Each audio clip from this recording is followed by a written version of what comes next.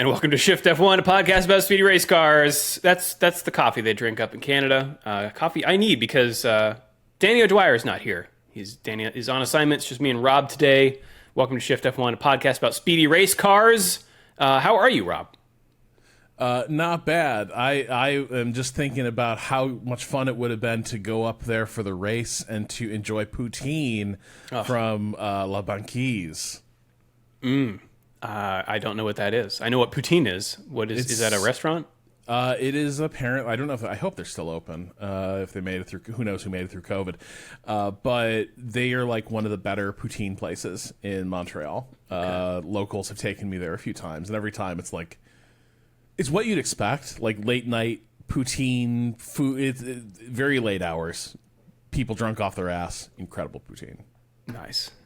I'm Drew Scanlon. That's Rob Zachney. If you are new to this race car themed podcast, a very warm welcome to you. And if you're new to Formula One itself, we've got an episode just for you. Our preseason primer episode assumes no prior F1 knowledge or indeed any motorsport knowledge whatsoever, and explains how the sport works and who everybody is. So if you'd like to go back and listen to that, it's episode 298, or, give it to your friends so that they can become racing sickos too.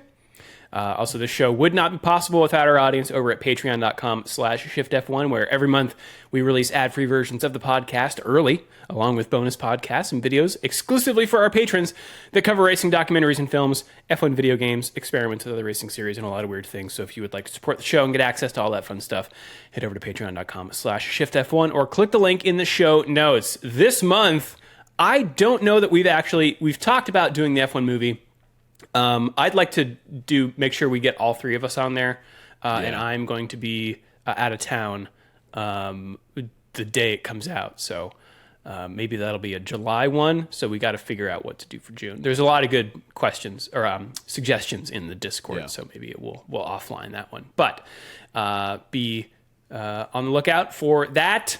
You can sign up for Patreon at patreon.com/shiftf1. Like these fine folks have done. These are the oh my god, what is the tier? Danny, come back. The title sponsors. Title sponsor, yeah. That's right. Yep, this is the top tier. They get their decals on the side of our pod car here.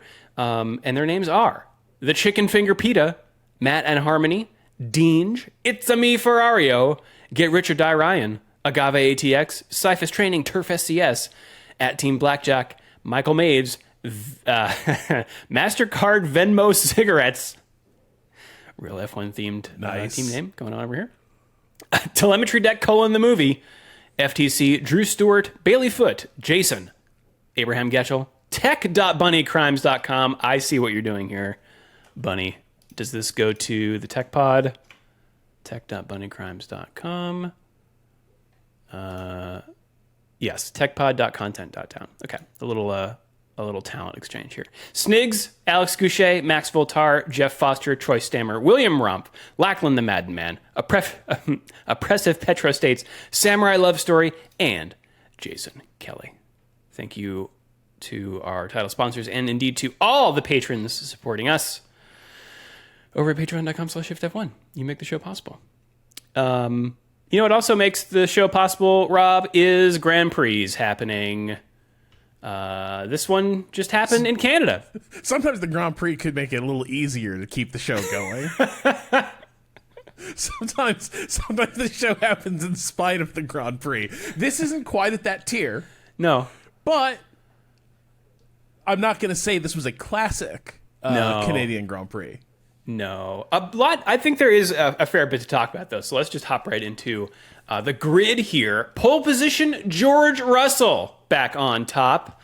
On the medium, set his time on the medium tire, which looked like the faster one in qualifying, unusually.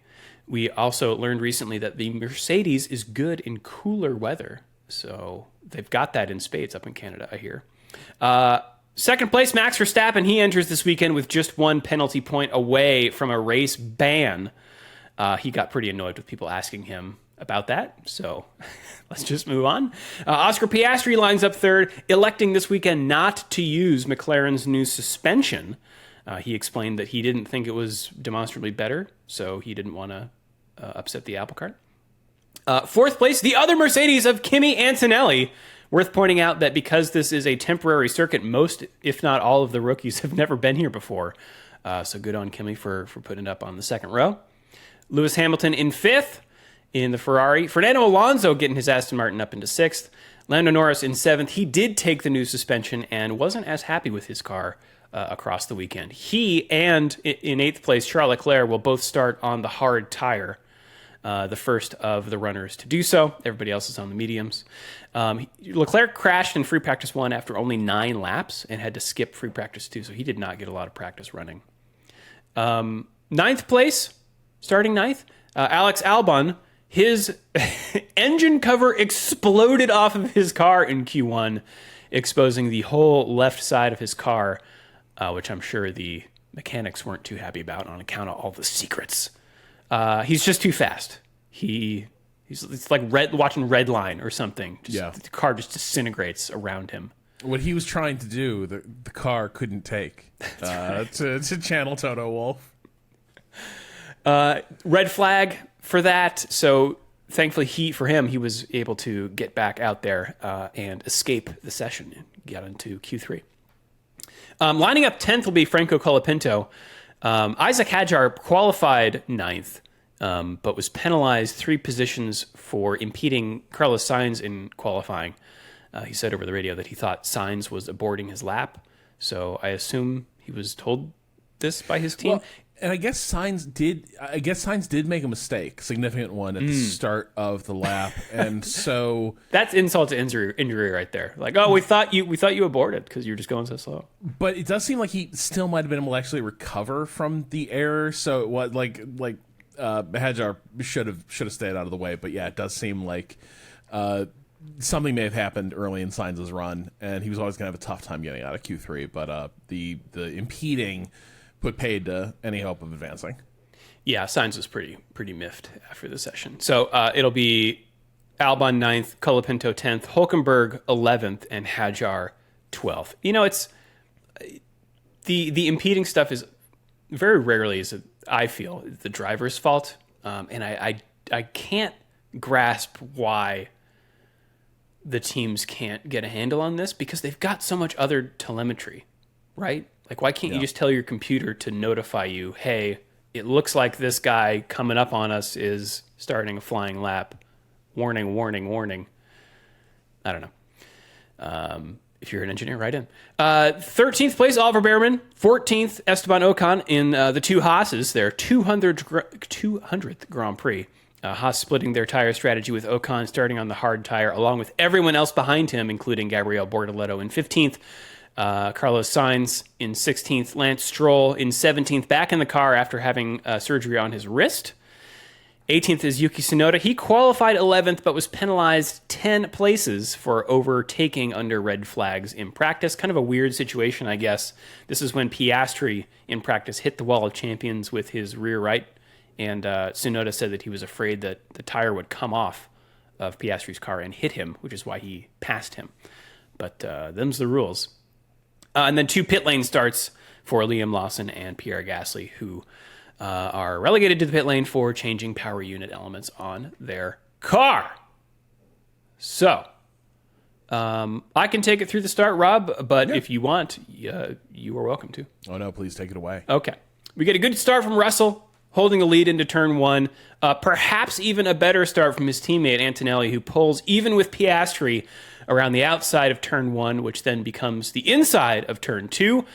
Piastri staying ahead through the turn, but Antonelli pulls even with him, and they drag race down the straight to turn 3. Piastri crucially has the inside line, so as... it's Antonelli who has the inside line. So as they break, Antonelli sneaks into third place.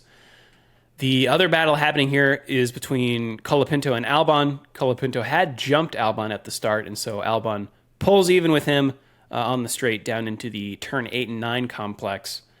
Albon tries to brake late and go around the outside of turn 8, but there is not any room, so he has to bail across the grass, cutting turn 9. Thankfully, as he rejoins the track, kind of bouncing his way back on, there are no collisions, but it does create some bunching up, which allows Hülkenberg to take advantage and passes both cars, moving up from 11th to 9th place. That was a scary moment because, he just comes flying back onto the track. And Brundle commented, was that an unsafe rejoin? But you can't stop when you're on the grass. That is the downside of those grass runoffs, is that you try to brake, you're just going to wipe yourself out. But you kind of have to just try to hold it straight. And when you get back on tarmac, then you can steer, but you're kind of a passenger in those moments. And that thing was 3 wheels off the ground at all times. Yeah, I do wonder. I don't know if they came out with why his car failed late in the race, but the minute you see it just hammering back onto the ground, I was like, that doesn't seem good for the floor and the things that are behind the floor. So he would later retire. And then as we settle in here, the big question becomes whether the race is going to be a one-stop or a two-stop. We've got some different tire strategies going on. As mentioned, Norris and Leclerc are both starting on did both start on the hard tire, splitting the strategies with their teammates. And while the medium tire seemed great in qualifying, we get some radio from Verstappen on lap 11 calling it fragile.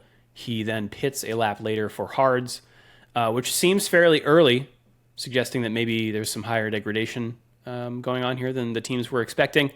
And it would make those long runs on the hards dicey. So that's kind of putting that into jeopardy, that strategy. Russell and Antonelli pit thereafter for hard tires, covering off Verstappen. However, Norris on his hard tires does manage to get by Alonso at turn 11. At the hairpin on turn 11. Alonso going wide and opening the door for him. And 4 laps later, Norris passes Hamilton with DRS on the back straight just before Hamilton dives for the pits. Also on lap 15, some action in the back of the field with Sainz diving down the inside of Bortoleto at the hairpin, locking up his tires but sealing the deal. And on the following straight, Tsunoda also gets by Bortoleto with DRS. Lap 28, Ferrari brings in Leclerc to get off of his hard tires, which he is real peeved about, since he was telling his team that his tires were fine. So from his perspective, why not stay out and see if they could one stop? And they put him out on hards again. That was the part where I was just like, I still can't really, I don't know what the play was there. I was like, maybe they're holding out for a late safety car, which they would turn out to get, but by that point they sort of cashed in hopes of that too.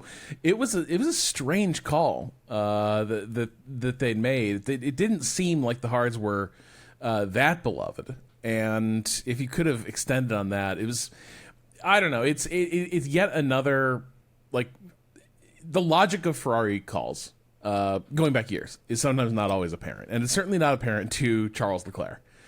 And this was one of those moments where, the ironclad rule of tire strategy in F1 is that you need to use 2 compounds. I just don't understand where you go from the hardest compound back onto the hardest compound, and you're still now locked into having to do the switch late. I maybe there was some weirdness with how their allocation unfolded, how they went through their allocation, but strange moment. Yeah, it looks like he and Stroll are the only 2 drivers to have gone hard. RaceFans pointed out that he was racing in traffic by that point versus some other drivers who did end up doing a one-stop, namely Ocon and Sainz, who at that point were racing in more free air.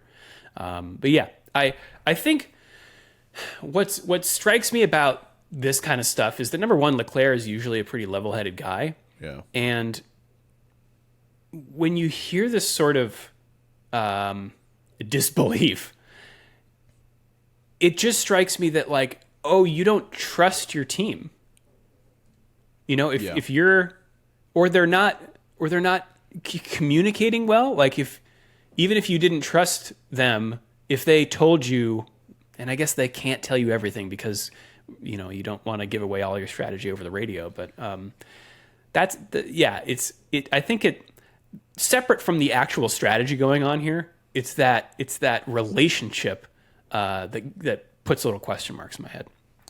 Yeah, I mean, he didn't have they came out of it with decent results, all things considered, but it was a strange call, and It is a consistent pattern with Ferrari drivers that there is a lack of confidence in what they're hearing from the pit wall. I think maybe it also starts with Ferrari seem to have, I feel like you hear more like Plan C, we are considering Plan D when Right. you're like hearing Ferrari radio messages, and so it kind of seems like they might have too many possibilities like floating around that everyone is keeping track of at all times. And you know, what's the lap time here? It's like a minute. God, what is it, like a minute? Qualifying was a minute 12, minute 11. Minute 12? Yeah, it's like you don't have much time to ponder this stuff. And so it's all very high pressure, but they seem to struggle with it more than anyone. And their tendency of going sort of contra conventional logic is striking. Yeah. Let's see. The other Ferrari, poor Lewis Hamilton, also not having a great race. For a reason you figured out, Rob. Yeah, hit a groundhog early in the race and damaged the floor. Yeah. I assume the groundhog was not okay. Yeah. I assume that was curtains for the little groundhog as well. It's a hazard here. You see, like a couple times during the race, you'll see critters dart across the back straight. Yeah. Yeah, Hamilton was pretty bummed out. He did not, I guess, clock that he had hit one during the race, but was told afterwards. And as a huge animal lover, he was pretty bummed. Let's see. Here we are. Lap 38. Verstappen pits again, is covered off by both Mercedes cars. Again, Antonelli first, and then Russell going a little longer. Antonelli actually comes out of the pits even with Verstappen, but Verstappen's got that speed advantage and warm tires and position on the track, so he stays ahead. Lap 45, we get some more scrapping in the backfield with Stroll getting by Gasly on the inside of the hairpin. Gasly fights back, trying to get around at the final chicane, but has to dip onto the grass and cut the corner, complaining on the radio that Stroll pushed him off. And the stewards agreed, handing Stroll a 10-second penalty. That was an interesting one because I think I hadn't ever realized that the way the rules are prioritized is that you're allowed your defensive move, and Stroll didn't really make one until he moved over to the left. But he did not leave racing room when he made that defensive move, and so like even if you have like held on to your move to cut back across the track and deny someone the line, once it seems like the stewards are saying like once those wheels overlap, you have to leave racing room. And so even though Stroll had kept it straight and level until corner entry, the fact that he squeezed Gasly there made it open and shut, and they hit him with a pretty stiff penalty for what looked initially to me like not the most egregious thing I've ever seen. It just looked like him sort of like drifting back over to take the chicane and sort of forcing Gasly to get out of it.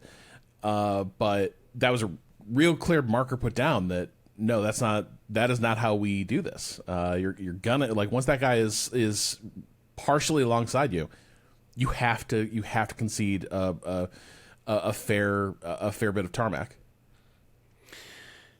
Yeah, and it's similar to the next incident that we are going to discuss. Lap 62 with 8 to go. The McLaren strategies finally converge.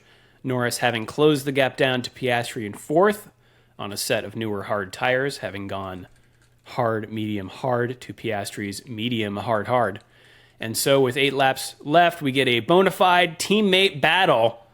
Norris's engineer even says to him, let's attack Oscar while he doesn't have DRS, since he's over a second clear of Antonelli, which is refreshing. I'd love to see it. It does take a few laps, but Norris eventually takes his shot at the hairpin on lap 66, diving up the inside a little too deep, which opens the door back up for Piastri to cut back on the exit and pull even with Norris down the following straight. And from there, it's a straight-up drag race, but Piastri's got the inside for the chicane, and Norris has to drop back as they head onto the start-finish straight.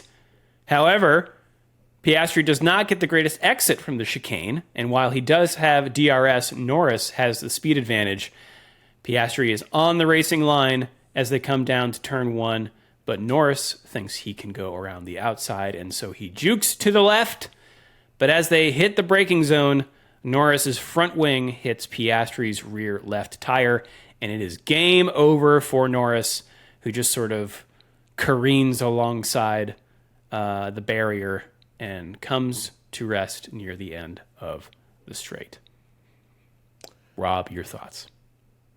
Oh, my heart sank, man. Yeah. Like, first of all, it was a great duel. Up until that moment, it was like the multiple laps of him setting up the attack, incredible drag race, the fight down to the chicane, all awesome.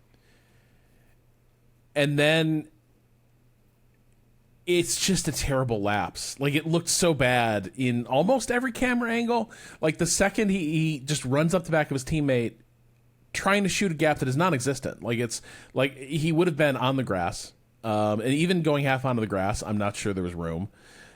It was inexplicable, honestly. If he was trying to go for a gap, it's inexplicable, like, what the thought there was. And even if you'd say, like, well, it was a desperation play, I don't think there was a play there at all. Like, it was just time to, you got multiple laps left in the race. Like, you can try this again. And instead, just to drive up the back of your teammate and destroy your race. And let's be real, easily could have cut the tire. I feel like in so many cases that does cut the tire. And they're going really fast. Like, before I even was like, Norris, what do you do? My other thought was, when you see the front wing come off like that, all that downforce disappears. Frequently, the front wing goes under the tires, so you don't get as much braking force. They're going so fast. I was like, what's ahead of them? Like, what is going to bring him to a halt? I was worried we were going to see a head-on impact into a barrier at some point. Fortunately, we didn't. They've sort of sculpted that wall. I guess they might have reprofiled that. That's what Max seemed to indicate when he was in the cooldown room with George. But yeah, it was bad on a lot of levels, and I think we talked so much about this on the show. It's conversation in F1, like Norris's judgment and like mental game in clutch moments, and he's done really well lately. But this is one of those things where we're gonna bring that discourse back. That topic is now it's alive again. Yeah.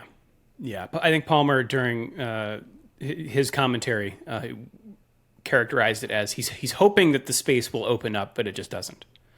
It is sort of a kind of perplexing move. Norris is immediately on the radio apologizing, and seems to know that, it was pretty boneheaded. I will say, he sounded actually pretty like, tried something, didn't work, silly of me. Yeah. Which... Yeah, you feel like you feel like that was not. It's got to be embarrassing, right? Yeah. It does seem embarrassing. I suppose if you're thinking that Piastri is gonna come back over to make the next corner, the gap would have opened up. But yeah, it just seems just like a terrible moment. I think it's one of the biggest.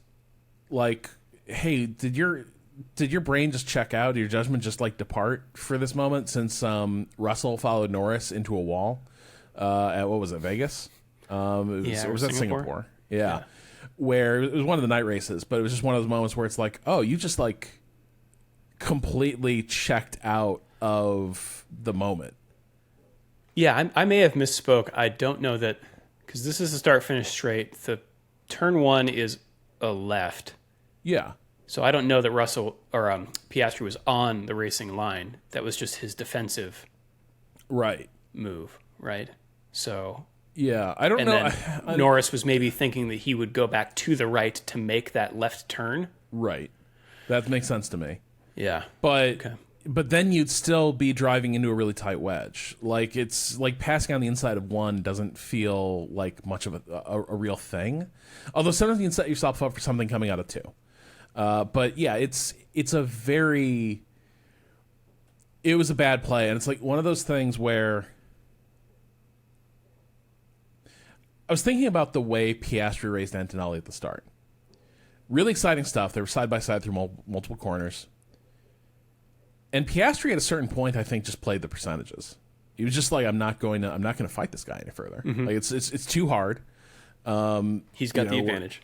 Yeah, and like I'm just going to let him run ahead. The Mercedes are quick this weekend, and like Max and Antonelli are going to gain positions, and Max is going to sort of narrow the gap. Maybe but Piastri doesn't.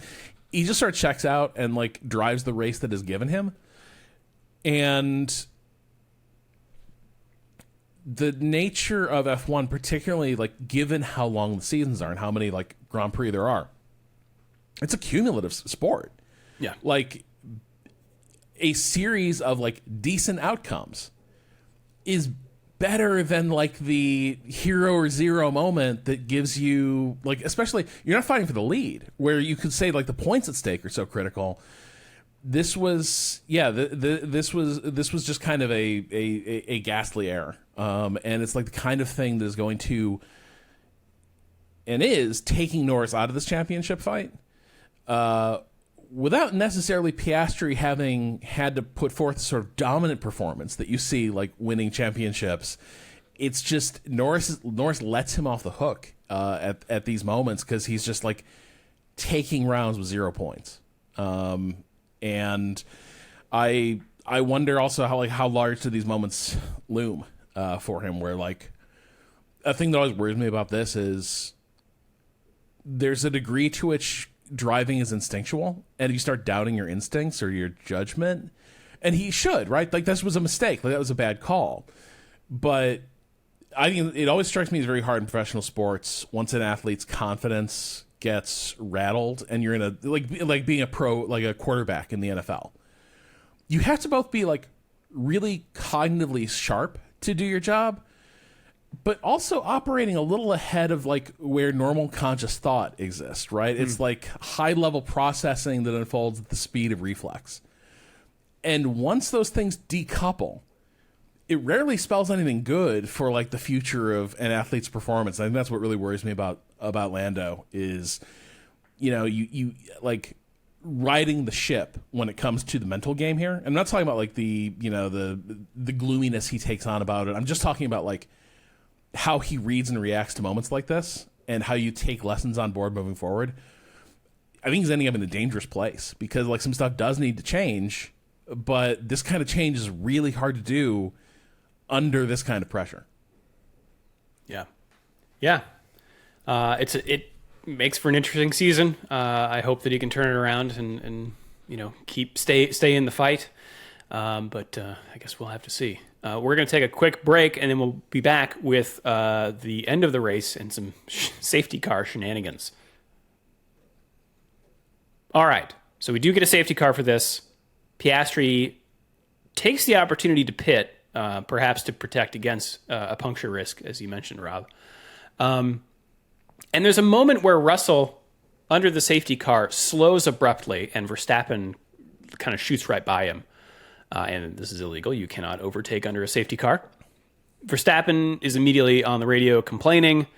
And after the race, Red Bull even protests this, claiming that Russell drove erratically and engaged in unsportsmanlike behavior when he pointed out over the radio that Verstappen had passed him.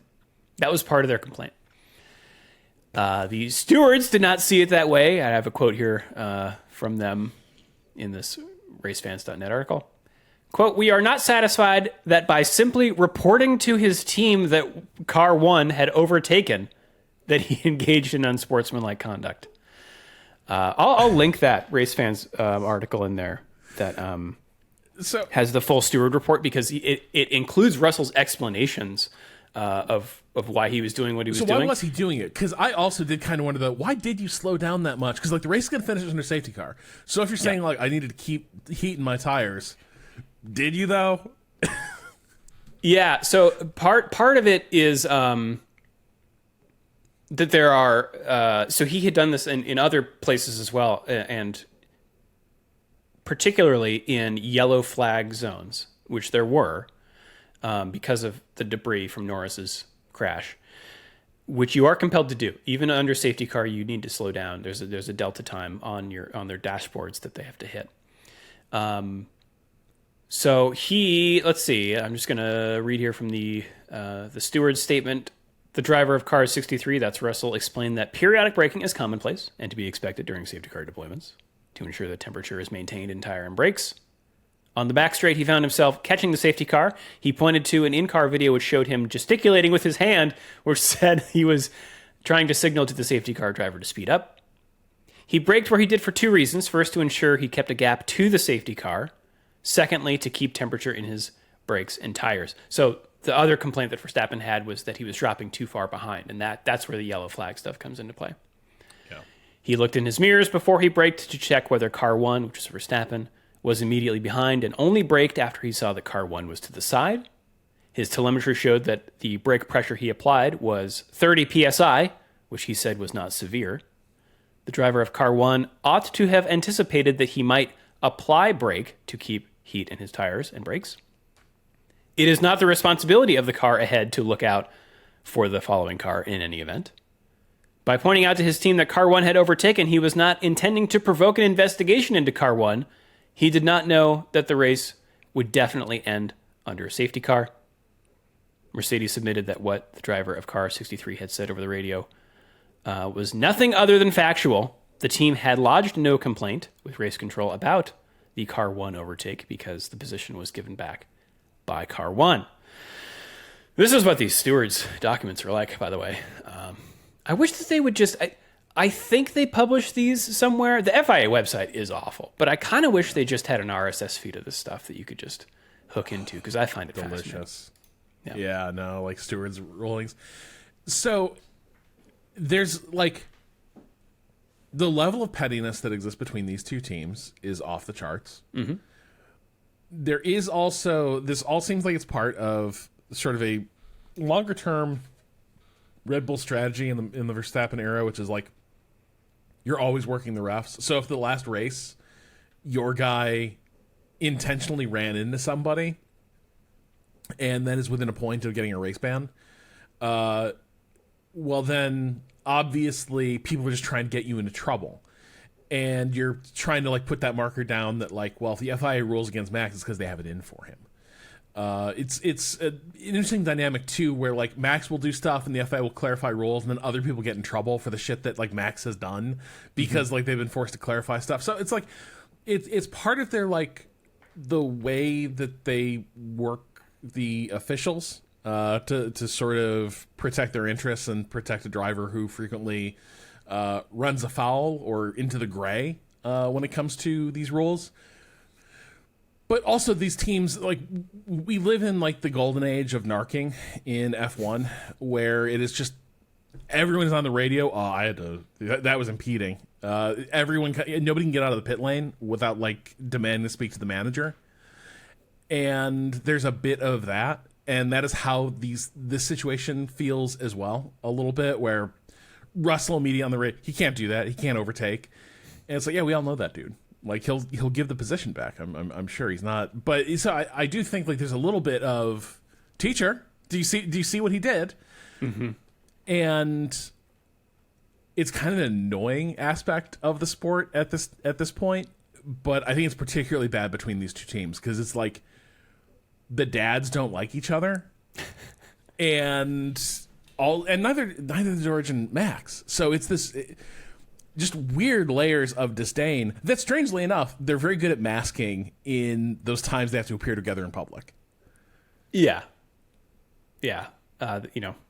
Handshakes at the end, cordial in the cool down room, sportsmanship. You love to see it. But yes, let's get to before we get to the end here, there was more safety car stuff.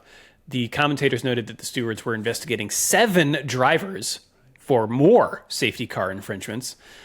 This was apparently because they overtook cars under safety car after the race had concluded, which you're still under safety car, apparently. No penalties were issued, but drivers did get a formal warning. This was Antonelli, Piastri, Leclerc, Ocon, Sainz, Gasly, and Stroll Sorry, is this because a bunch of the dudes kind of floored it down the final straight, and not the long straight, but like across the line before turn one? I did notice as the race was winding down, a ton of guys pulled out of formation and went zooming down the straight toward one. I think it was after the finish line. You know, when everyone's doing their victory lap, they passed each other. Apparently, that's a no-go. Let the Canadians have a show. let the engines out a little bit. Yeah. But the race concluded under safety car in the following manner. George Russell wins the race from pole position. Also got the fastest lap, I think. So hat trick for him. Max Verstappen, second, and Kimi Antonelli holds on to that third place for his first podium, the third youngest podium finisher ever, behind Verstappen and Lance Stroll. Oscar Piastri finishes fourth. Charles Leclerc finishes fifth, and Lewis Hamilton sixth. So even though Leclerc was complaining and fearful of the strategy, he made up how many positions? Where did he start? 8. 3 positions to finish fifth. Lewis Hamilton sixth. Fernando Alonso seventh. Good haul for Aston Martin. Nico Hulkenberg in eighth. Another good haul for the Sauber team. And then Esteban Ocon and Carlos Sainz in 9th and 10th, both of them successfully deploying the one-stop strategy and getting up into the points. Oliver Behrman in 11th. Yuki Tsunoda also one-stopped, but no points for him. He finishes 12th. Franco Colapinto 13th. Gabriel Bortoleto 14th. Pierre Gasly comes home in 15th. Then we've got Isaac Hadjar and Lance Stroll bringing up the rear. The DNFs... Lando Norris, Liam Lawson, and Alex Albon. Lawson retired on lap 53. I don't remember why. I think they put a new power engine in, and they said something on the radio that like, hey, we want to, you run away in the back. We want to preserve the engine, something like that. Lando Norris also received a 5-second penalty for causing a collision. And I think I saw an article but didn't read it on why he will not get a grid drop. Boy. So he won't. Don't know why. Because sometimes what happens is they issue you a penalty, and then if you can't serve it, it gets converted into a grid drop. But that is not happening for Norris, apparently, for the next race. And that's the Canadian Grand Prix. Shall we take it to the news, Rob? Let's do it. So we had surmised, or we had wondered what the second Grand Prix next year in Spain, because we've got the Spanish Grand Prix at Madrid at the Madrid. So that's what's going to be called the Spanish Grand Prix. But the Circuit de Barcelona Catalunya is still on the calendar. What will that one be called, Rob? The Barcelona Catalunya Grand Prix. Catalunya, yeah. All right. Separatism, folks. We love it. We also have an extension to the Canadian Grand Prix. We're going to be racing here in Canada for a long time, the next 9 years. 2035.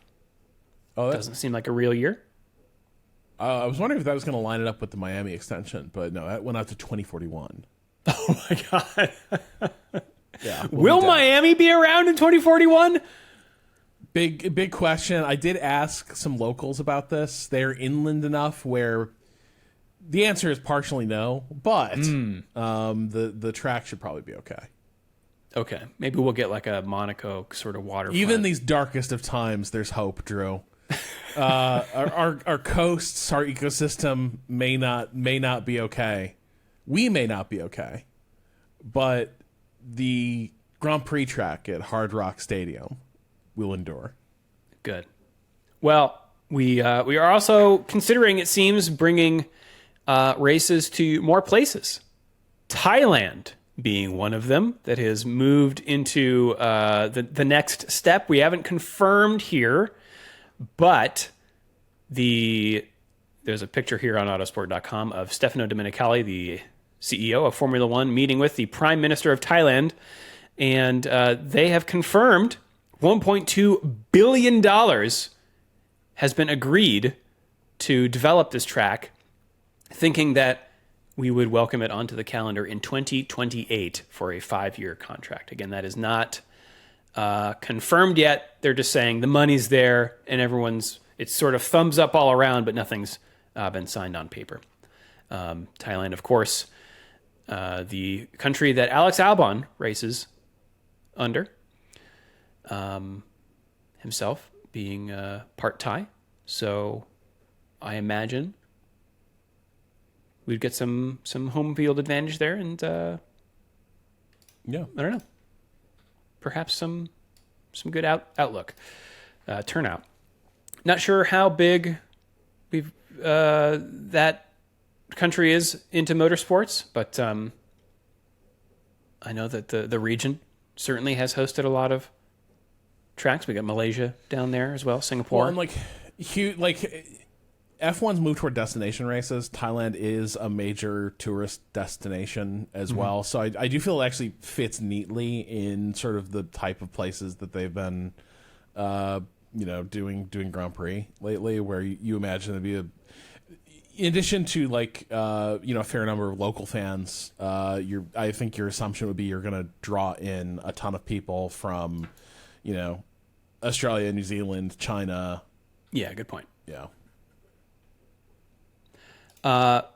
One driver drawn the people in.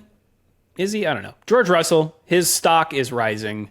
Certainly, it's maybe never been higher.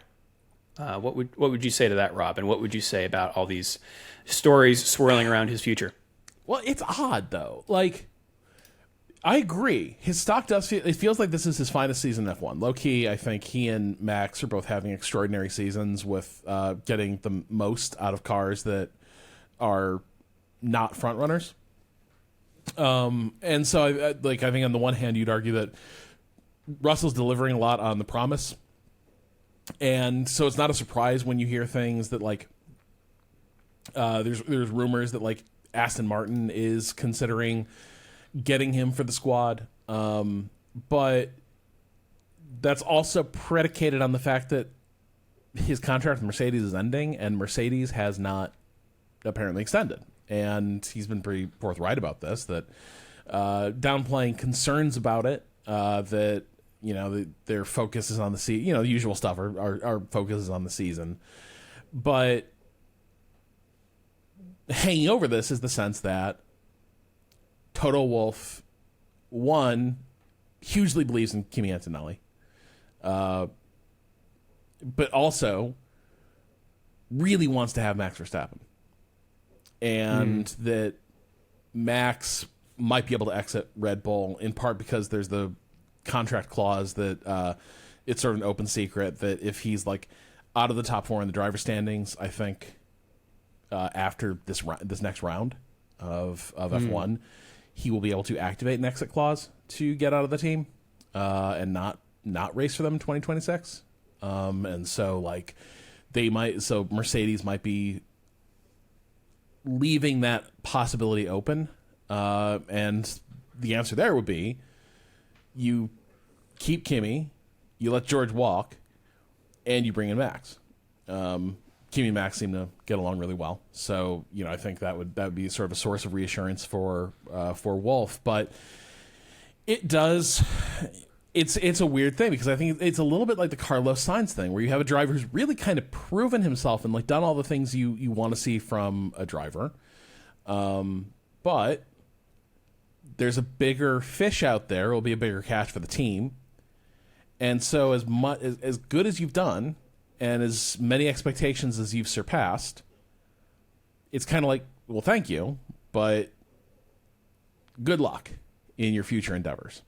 And there are not a ton of teams that are as desirable to go to. Could it be a straightforward swap, that George joins the long, grim line of drivers over to Red Bull to seek their fortunes there? I honestly could see that working quite well.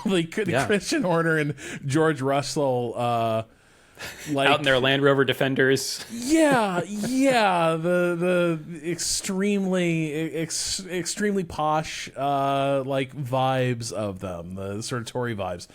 But Aston Martin is an interesting thing because on the one hand, Adrian Newey will start doing something soon. Like they'll be getting Newey mobiles very soon. But that team sucks right now. And it's just not that desirable a landing spot. But there aren't a ton of desirable landing spots. McLaren is basically like locked up. I think Norris would still have to run into the back of his teammate and cut his tire like a few more times before McLaren would start to be looking for the end of that. And like stab somebody. Like Zach Brown loves that guy. Yeah. Yeah, and like we'll come to this. Like nothing seems to be quite right at Ferrari. Nothing seems to be quite panning out the way they hoped. So maybe you have a possibility there. But beyond that, like where is he going to go? Is he like Audi Sauber? Doesn't seem super promising. Like, he's in an odd place because I agree his stock should be very high, and he has maximized what is there. But just the way these things are syncing up, he might find himself out of a good drive, and he might just be like, he was going to be future Mercedes, but if you have a chance to get Max Verstappen, you kind of have to go for Max Verstappen. Yeah, I think that's. I'm sure Toto Wolff likes Russell, but this is business, right? Boy, Verstappen and Antonelli, that would be a force of a team. You think, but like the same thing. Max did not have the most distinguished career before Red Bull. True. Like in a weird way. He won that race in. Oh no, I'm thinking of Sebastian Vettel. I think you are thinking of Vettel, who won in a Toro Rosso. Yeah, Max did not win in a Toro Rosso. But I think that like there's a weird thing where like is there sort of a transitive property where nobody can drive the Red Bull? Everyone you send into this number 2 Red Bull car just gets killed. Like car's undrivable. Is there a transitive property where Max probably like might not be the driver that you think he is if you give him any other team's hardware, or that you would simply have to recreate a similar problem where you're going to build a Max mobile and you're down to 1.5 cars. Imagine what that would do for Ricciardo's revisionist history if Max went somewhere else and was bad. It would make the whole thing really interesting because then it becomes like Red Bull starts to look like a pipeline that only feeds up to one team, but that doesn't totally work though, because so many of the guys who like were washed out of the Red Bull program did go on to have great careers. It's true. Yeah, we got Gasly tearing it up, Sainz doing great. But you're right. Ricciardo was in there for a while in the number 2 seat, number 1 seat for a while, and didn't really accomplish a lot once he left that team. It'd be very funny if Max went out and a similar thing happened. So I think I think it's a very weird thing.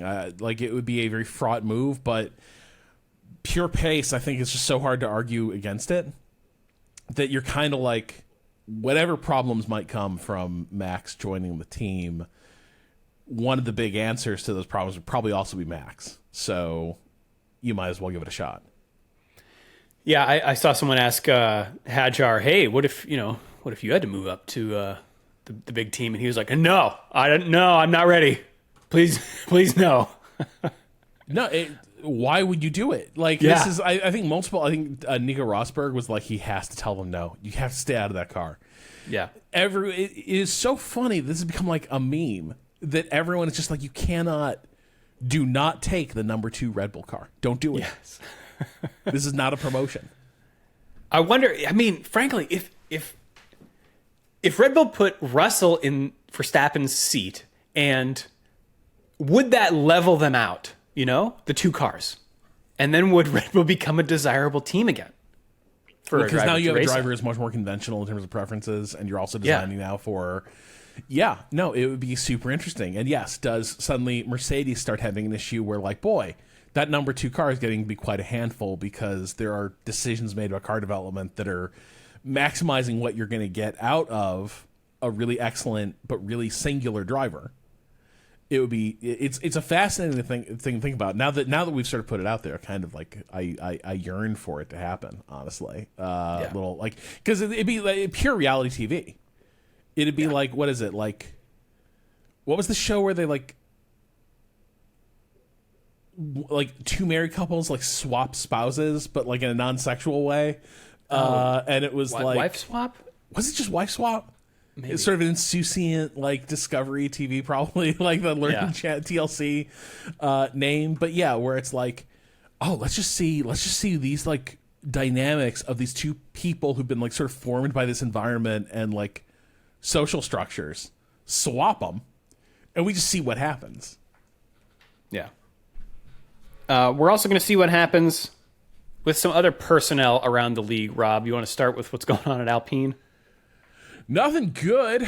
So yeah, Luca Di Maio has just departed Alpine and Renault as CEO. Yeah, and you know this follows on the heels of like years of what you can only describe as like disarray at the team, and it seems like this was not an anticipated move, but he's leaving like in mid-July. Sort of made a by the number statement. There's a time in life, it's time to move on. He's 58 though. Like 58 is not when people sort of reach the pinnacle of an executive career. Like it's time to hang it in. But it just seems like everything about that team seems like it's in flux and nothing has gone right. And Di Maio, I think you could argue, he was instrumental in letting things get to this point. And it's not surprising that he will not be the person to sort of oversee the turnaround. On his watch, you had Safnauer sort of shown the door, a series of debacles with leadership. I can't remember if he was literal. I think he must have been because he was around when they let Safnauer go. But this is a team that lost Oscar Piastri because their contracting department couldn't get terms to him in time. Like, it's just not they're not buttoned not serious up. People. Yeah. Speaking of which, Rob, the F1 stewards, they keep talking to gambling sites, and they keep getting fired for doing so. So if you're unaware, the stewards, the ones who issue rulings on driving standards during the race. So like when, they look at telemetry, they look at video, and a lot of them are former drivers themselves, and then they see, like, did this person leave any space? No. All right, here's a penalty. It's a rotating crew. There's like different stewards every race. And again, some of them are former drivers. Just before the Canadian Grand Prix, one of them, Derek Warwick, was suspended and was replaced by another steward. And Warwick was suspended because he gave an interview to, again, a gambling site. So Johnny Herbert did the same thing and was axed, I think banned for indefinitely, versus Warwick, who I think was just given a one race ban. I don't know why gambling sites are talking to these guys, why they have news, like what? So I think part of it is like every gambling site is trying to make it, they're all trying to weave themselves into the respectable sports ecosystem. And I think part of that is you maintain a slight editorial operation. The editorial presence is like, hey, like DraftKings has opinions about this, or like DraftKings is like giving you the news about what's happening in sports. And armed with this expert editorial analysis, why not go and, place a little wager? But I had missed this the first time I saw the story. And I have a little more sympathy with what happened to Warwick here. The interview was published by a PR agency. And then they do a blast offering these quotes. You and I, we get these emails all the time in video games, right? Where it's like, basically an interview comes pre-baked. Here's quotes from so-and-so, a thought leader in the industry, on this topic du jour. Let us know if you would like to further reach out and talk. But you get these sort of like things where they do an interview with someone, offer them as expert analysis, and try to get someone to republish it. And the condition was that anyone who used the quotes would give credit that the source was the gambling website. But it seems like he didn't talk to the gambling website. He talked to a PR agency working with the gambling. Okay. And I do not know what's the context for the interview. Like, did he know he was sitting down like these were the terms, or is he sitting there like just around the paddock and someone sits down with him and you have, at a certain point, like, people are credentialed, you have no idea who they are. Yeah. So he was talking about the Verstappen-Russell clash in the Spanish Grand Prix, for which he was not a steward for that race. But he said, should he have done what he did with George Russell in Turn 5? Absolutely not. Did he get a penalty for it? Yes. Some people argued that Sebastian Vettel received a 10-second drive-through penalty in Baku when he deliberately drove into Lewis Hamilton. But if you look at the video of Max, it looks to me like he dived in but then turned away from George. The momentum just carried him into him. Also, really? I'm not condoning it. I'm not saying it was right. It was absolutely wrong. The FIA rightly gave him a penalty. Should it have been harsher? I actually think they got it about right. Many would say he should have received a race ban as a deterrent for young karting drivers, and they're probably right. I can't tell what this man actually believes. No, it's pretty wishy-washy.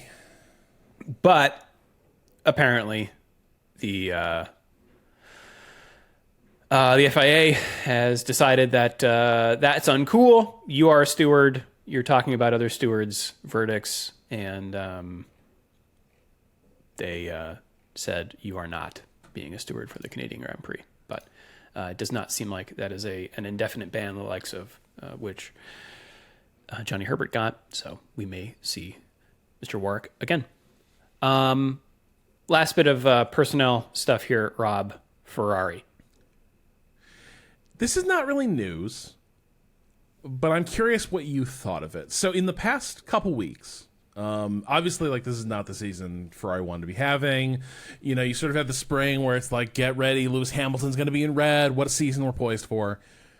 And it just hasn't panned out that way. The vibe around the team doesn't seem good. Hamilton hasn't performed particularly well, seems kind of unhappy. Leclerc often seems kind of unhappy with the state of things. His reactions following races are not positive about the state of the team. I think a couple weeks ago there's a quote, "Things can't go on like this," which is a pretty dire pronouncement.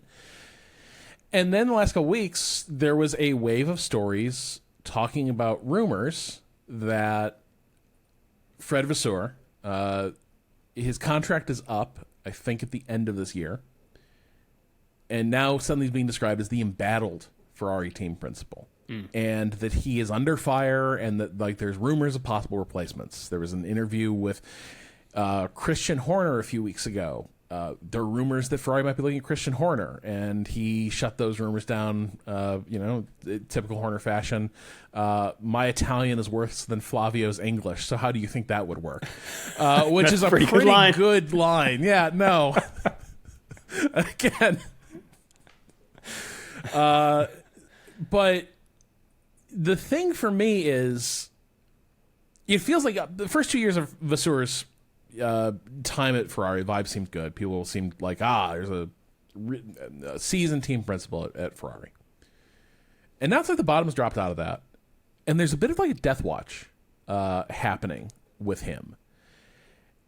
And I'm not entirely sure where this is coming from. TheRace.com has a story that, like, it follows a familiar pattern, which is, at a certain point, the Italian press, like, sort of decides it's time to start dropping these stories. Mm-hmm. And they kind of create the controversy. But that doesn't necessarily mean they're wrong. Like, a lot of times when these stories start emerging, it is because the seat is getting warm. And so, like, is the tail wagging the dog? Like, is the Italian press like creating controversy where there is none, or is this like part of the opening move to like letting a team principal know it's put up or shut up time? But I'm sort of sitting here being like, I just don't know. Ferrari has seemed to be about where you expect Ferrari to be these last couple of years, but now it's a crisis point, and I don't know how I evaluate that. Yeah. I think there's like multiple things going on here. One, I also get the feeling that like we call them rumors because we just want them, or we want there to be, we want Ferrari to be better, right? And so, they're not at the top. How do you respond to these rumors that you're going to get fired because we're not at the top here? And that just, I don't know, that's silly to me.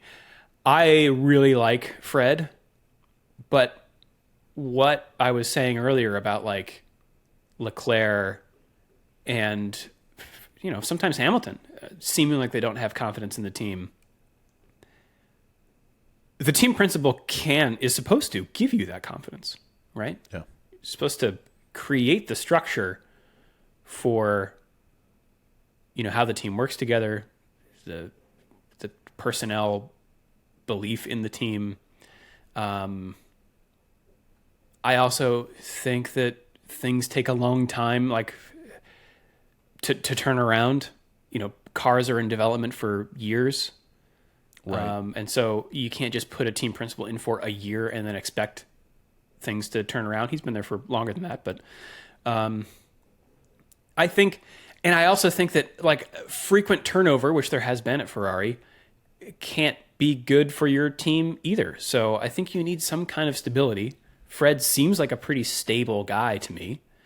So I don't really know how to read this, except that I feel like it's a little premature. It is the one thing that, so the race does have an interesting thing where they do have some stories where it seems like some people close to Leclerc have started speaking out that, like, because he was Leclerc's first team principal in F1 back in the When he's at Sauber. Was it Sauber? Right? I think so. But yeah, so like they were there to get, it was Alfa Romeo at the time. Yeah. It was Alfa Romeo. But yes, so they go back, and there was a sense that this was sort of getting the band back together, but that Leclerc might kind of be losing faith in it. I guess the other part of it is the needs. What you need in a person at the top waxes and wanes with where a program is at. Like, you'd say Christian Horner is a really accomplished team principal, but for so much of that, he's also backstopped by Adrian Newey. The technical side is handled by, like, the greatest aerodynamicist of all time, a design genius. And so if you have that side of the shop completely buttoned up, what you basically need is your sort of CEO team principal is fundamentally a relationship manager, because they don't need to have the technical literacy. That stuff's being handled by someone else. Zach Brown, when he came in at McLaren, it took me a long time to figure out what his profile was, but he was kind of doing an organizational like restructuring. And he's a money guy. Yeah. He brought in advertisers. He brought in a lot of money, but also did a lot to like overturn the existing structure there and like sort of change how McLaren operated profoundly from the Ron Dennis years and thereafter. Ferrari went from a technical chief, Mattia Binotto, to more of that like CEO type with Fred, but the car fundamentally isn't very good. And the stakes now are very high for that car development being put together because obviously, new regulations coming in, you need to have that side of it buttoned up. And if that is not coming together, and after the length of Fred's tenure, he does own that car now, they might be starting to think, like, do we need someone who's a little closer to the engineering side and can speak a little more competently to what is happening with, like, power unit, aero, chassis? Do we need someone closer to that side? I don't know. You'd certainly say that Haas has really enjoyed an uptick in form since they put Ayao in charge, and he's the engineer for a number of years under Steiner. And you got Steiner out of there. You put someone who is like literate in how the team built its car. Team performance like skyrockets. So I can sort of see it, like that maybe the sense of like what the team's need has changed. That if you fundamentally thought the team is in a good place, it's just Mattia can't run a race day squad. I can see where you put Fred in charge, and now it's like, well, shit, the car's still not good enough. Like that is not taking care of itself. You think he's catching blame for not landing Nui? That felt like such a long shot, though. I feel like I don't think luring you can really him out of England. Yeah. Yeah, I don't know. I wonder, is it more like, is there buyer's remorse over Hamilton? That like Sainz is continuing to have a good season, and like Hamilton hasn't shown up and set the world alight. The car's not very good, but I guess you could sort of say, like, even setting the Lewis of it all aside, like there's a bit of your priority was bagging Lewis, and our car sucks. And now you have kind of an underperforming Lewis and a still performing Charles, but both drivers is sounding like they're about to start calling in sick for race days. Yeah. It seems bad. Yeah, doesn't seem great. Speaking of race days, we're going to take some time to talk about the 24 Hours of Le Mans. So spoilers, if you have not seen any of that, this is your warning now. Rob, hit us. It's time for hashtag Kubica Watch. Yes. I hope people Kubica watched as much of the 24 Hours Le Mans as they could, because our boy did it. Yeah. Now, he did it with the help. So, quick context: the hypercar, the hypercar tier of WEC has been dominated by Ferrari, and as a balance of performance series, that's a little bit weird. Like, this is the third Le Mans where like Ferrari's just like wrecked shop, and to a degree, the other team's getting screwed. It's hard to say, but the thing I remember about the Ferrari lineup in WEC is that they have two cars that are Ferrari factory cars. I think that's like, those are the Ferrari factory cars. And then there's like AF Corsa Ferrari in a beautiful yellow livery, yellow and red livery, as opposed to the factory red and yellow livery. And that customer car is driven by Robert Kubica and Ye Fei, and I think Ben Hansen or Philip Hansen is their third driver. I was about to say Ben Hansen, very talented. It's min-max, drives cars. It's great. But Kubica's sort of the veteran there, and last year he was having a great run. He kind of screwed up in the rain and caused a major red flag incident and got a huge penalty. But this year, they were sort of in like second position for a huge portion of the race, and then one of the Ferrari factory teams made a horrible mistake going into the pits. Just got offline, went over the curb, spun the car in the pits. Oh no! And so the Ferrari factory car lost like 30 seconds just in the final like 4 hours of the race, and this '83 Ferrari, the Corsa Ferrari, piloted by Robert Kubica, just went shooting by. Yafei might have been in the driver's seat by then. The point is, though, Kubica then did 4 hours in the car. Like, it was riveting. Like, it wasn't the most dramatic race. You didn't have like a ton of like major shootouts happening on track, but there was this mounting sense of like nobody drives 4 hours in these. Like, apparently his drinks bottle wasn't working for most of it too. Oh my god! And remember, the thing is, like, why is Kubica not in F1? Why did his career kind of stall out?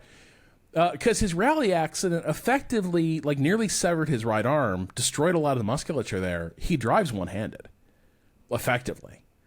And so he did a 4-hour stint setting. You have to set blistering pace at Le Mans these days. Like, you have to be on it all the time.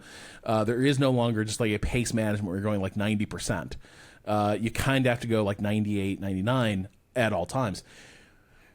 And they just had him extend and extend and extend. They had him do, I think, a triple stint on the tires at one point, as well, just to like put the Ferrari factory cars in the jam, to sort of force them to pit out of sequence.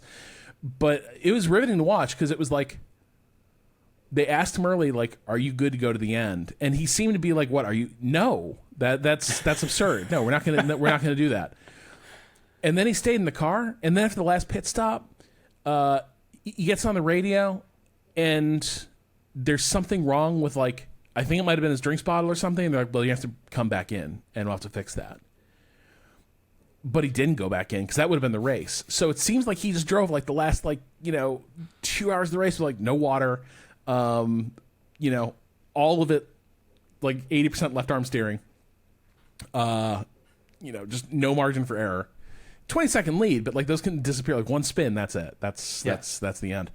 And took his first Le Mans victory. Wow, amazing! Congratulations, Bobby K. Congrats also to our good friend Richie. Ricard Leitz, still doing it. The GOAT, the most patient man in the Michael Fassbender. I was telling MK, I was like, I'm such a big fan of that dude, because I was like, oh, he might not just be a great driver. He might be a great man. Yeah. No, it's wild how good he is. Like just won the GT3 category without like breaking a sweat. He's one of the great Porsche drivers in the world, and proved it there as well. But it was, it wasn't the most dramatic race, but it's hard not to see Kubica get one of the great races under his belt, and do it in a legendary fashion where like everyone was sort of speechless, like how long he was in that car, how good he remained through all of it, how locked in. Especially like when he went back to Williams, and partly this is just Williams was too broke to give him an accessible steering wheel. Like, remember, they didn't give him the left hand with all the buttons until he was basically out the door. But it sort of seemed like just there's going to be such a limit to what he could accomplish just because of, like, the injuries he'd sustained. And to see him do a 4-hour just blistering stint in that car, it was absolutely incredible. Guy's a badass. He always was. He still is. The race had some good coverage of this.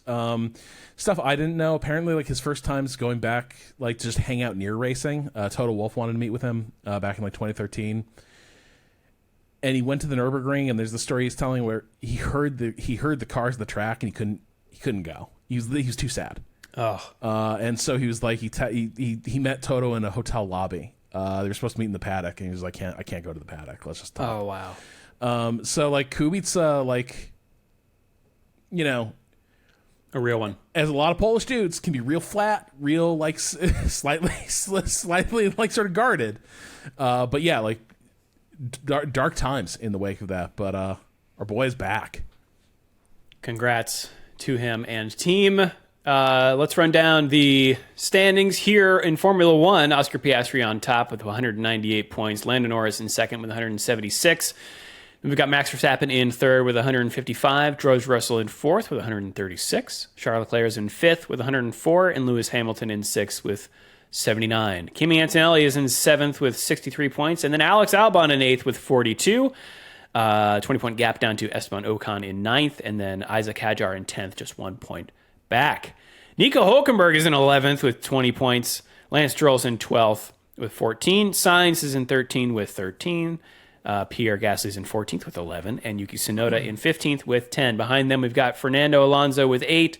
Behrman with 6. Lawson with 4. And then Bortoleto, Colapinto, and Doohan with 0. In the constructor standings, McLaren is on top with 374 points. Mercedes in second with 199. And Ferrari in third with 183. Red Bull is in fourth with 162, then a big gap down to Williams with 55 in fifth place. Gene Haas and team are tied on points with the Racing Bulls with 28. Aston Martin's in eighth with 22. Sauber in ninth with 20. And Alpine in 10th with 11. In the standings in our fantasy league, which you can join using the link in the show notes, from the Canadian Grand Prix, we have the podium of, in third, Don't You Antonelli. Not sure I'm picking that up. Don't You Antonelli. Maybe that's it. And then a pair of teams here from different people. Team Green and It's All Green. Maybe that... are they the same makeup? Yes, they are tied on points. They tied for first place. Russell, Antonelli, Alonso, Stroll, Hulkenberg, Mercedes, and Aston Martin. That is... It's All Green. As advertised. You guys like weed?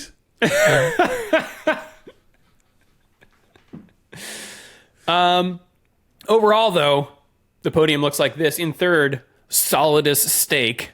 Nice. Yep. Is that new? I think they've been there before. Okay. Yeah, really they've been trading the top 5. Stop what you're doing and bring back Marlboro. In second place, Ukulele. Parentheses Indoor 8000. Yeah, Rob, we're bringing it back. We're bringing back tobacco. Yeah. We're just now a pro smoking I mean, it looks podcast. Really cool. Maybe I should start. The photography in the smoking days was fantastic. It's true, yeah. I got some old National Geographics, some really good ad work in there. You could argue no good boxing photos were taken the second indoor smoking was banned. Killed that sport. Yeah, Raging Bull would have looked really different. And in first place, F1 banned my team name. Sorry to hear it. All right. You can send us an email if you like, shiftf1podcast@gmail.com or fn.cool/emails. You can also hit us up on the socials using the link in the show notes. That's us around the internet. Now let's take it around the world of racing. The NASCAR Craftsman trucks are at the Pocono Raceway, the Tricky Triangle in Long Pond, Pennsylvania, for the NASCAR Craftsman Truck Series race at Pocono. I guess did we not sell it? Did we not have a sponsor for that one? We've also got the NASCAR Xfinity Series for the NASCAR Xfinity Series race at Pocono. Guys, get on it. Recession indicators. Formula E. Recession indicators. Buckle up. Boy, that really is. Indonesia is where Formula E is for the Jakarta E-Prix. We've got the Repco Supercars at Hidden Valley Racetrack in Australia. Get the ranch with your ranch. chips. Yep. For the Better Darwin Triple Crown, BETR. It's probably a sports betting thing. MotoGP is in Mugello for the Grand Premio d'Italia. Motocross Grand Prix is in Great Britain, in Winchester, for the MXGP of Great Britain. The IMSA WeatherTech Sports Car Championship is at Watkins Glen International for Salen's 6 Hours of the Glen. IndyCar is at Road America in Plymouth, Wisconsin, for the XPEL Grand Prix at Road America. The NHRA is at Virginia Motorsports Park in Petersburg, Virginia, for the Virginia Nationals. And we got NASCAR. Also at Pocono. Do they have a sponsor? Oh, yeah. It's the Great American Getaway 400 presented by VisitPA.com. Absolutely. Yes. Y'all got the internet? Check it out. And that's it. No F1.